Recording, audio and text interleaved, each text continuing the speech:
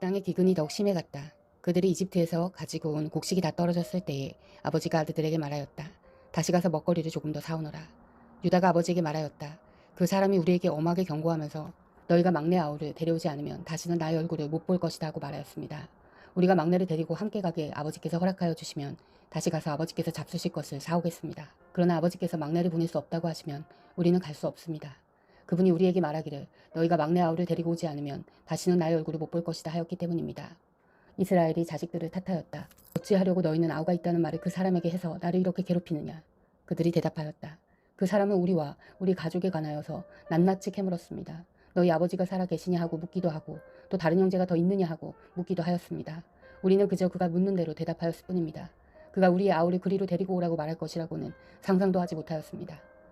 유다가 아버지 이스라엘에게 말하였다. 제가 막내를 데리고 가게 해주십시오. 그러면 우리가 곧 떠나겠습니다. 그렇게 하여야 우리도 아버지도 우리의 어린 것들도 죽지 않고 살 수 있을 것입니다. 제가 그 아이의 안전을 책임지겠습니다. 아버지께서는 그 아이에 대해서는 저에게 책임을 물어주십시오.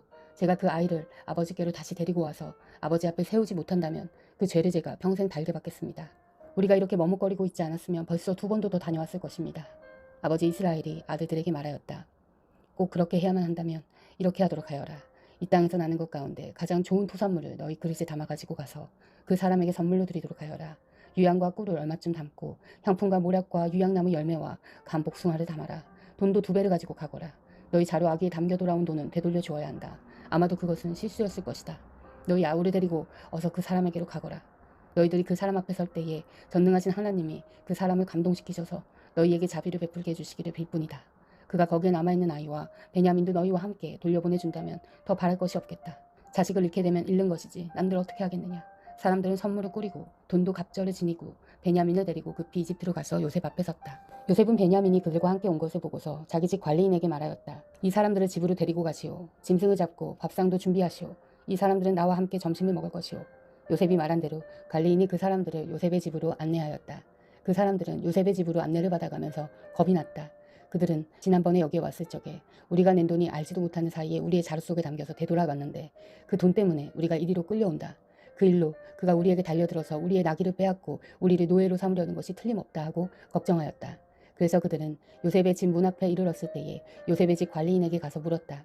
우리가 지난번에 여기에서 곡식을 사간 일이 있습니다.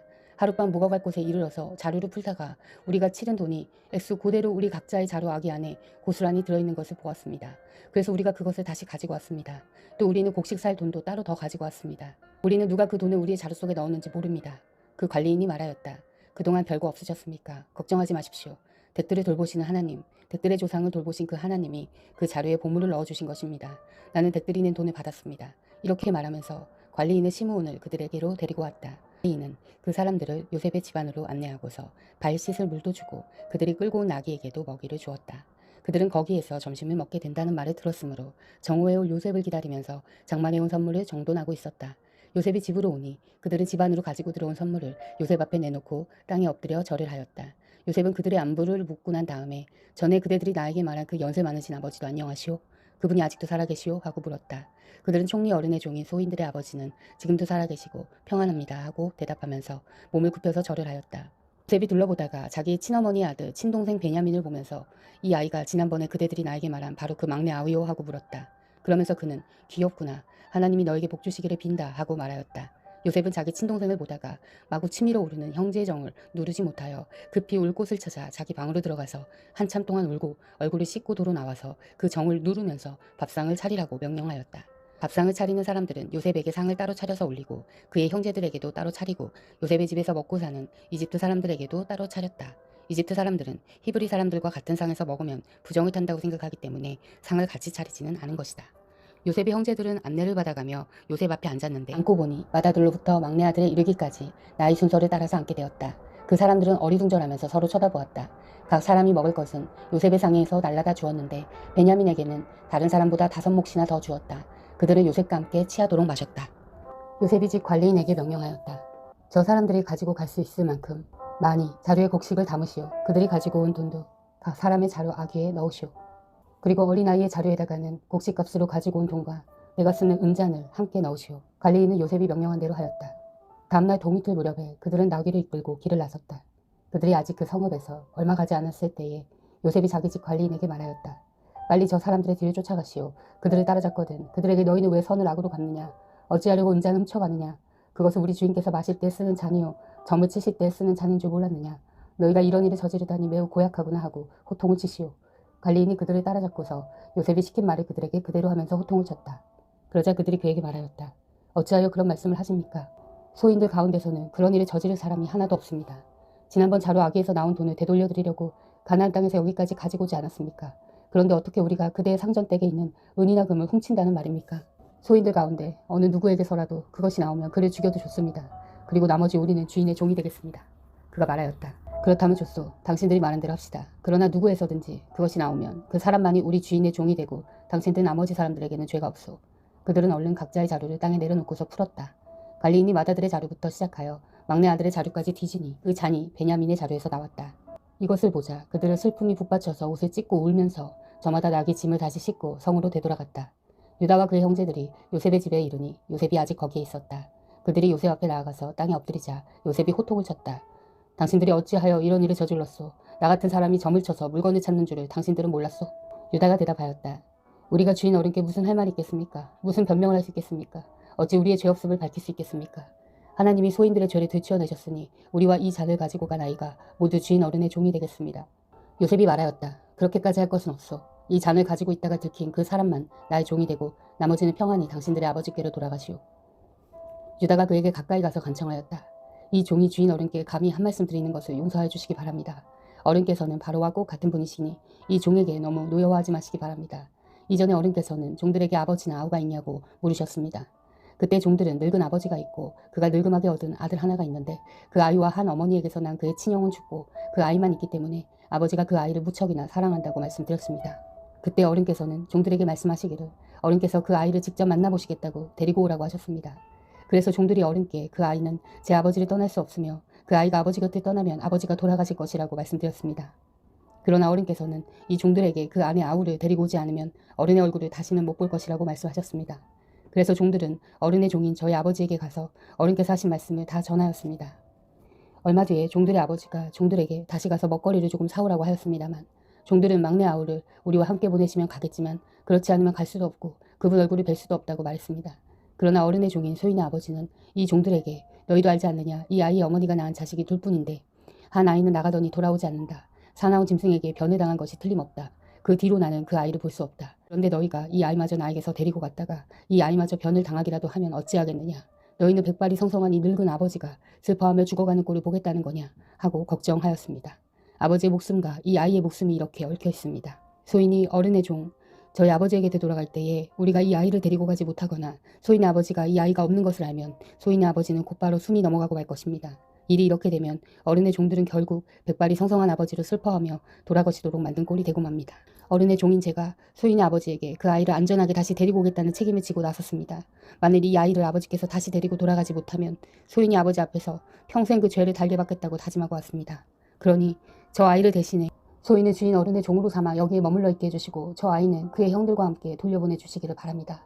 저 아이 없이 제가 어떻게 아버지 얼굴을 뵙겠습니까? 그럴 순 없습니다.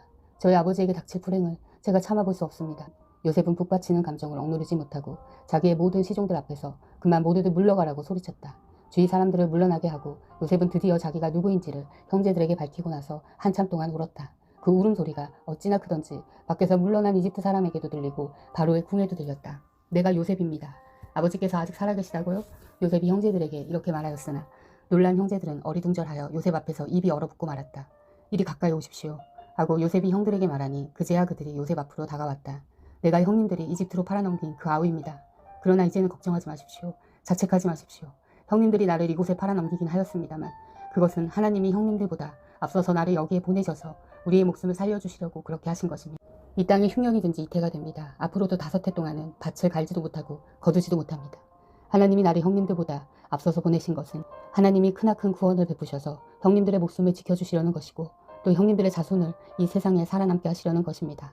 그러므로 실제로 나를 이리로 보낸 것은 형님들이 아니라 하나님이십니다. 하나님이 나를 이리로 보내셔서 바로의 아버지가 되게 하시고 바로의 온 집안의 최고의 어른이 되게 하시고 이집트 온 땅의 통치자로 세우신 것입니다.